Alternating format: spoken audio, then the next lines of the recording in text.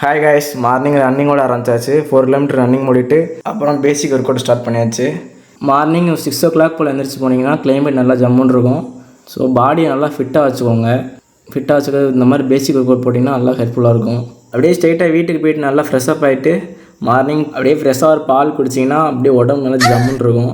பிரேக்ஃபாஸ்ட்டுக்கு 3 முட்டையை சாப்பிட்டு அப்பையும் சரி இப்பையும் சரி கார்ட்டூன் தாங்க, அதை பார்த்துட்டு அப்படியே வாட்டர் மெலனை சாப்பிட்டு லஞ்சுக்கு கொஞ்சம் ரைஸ் அப்புறம் மீன் எடுத்து ஒர்க் அவுட் ஸ்டார்ட் பண்ணியாச்சு.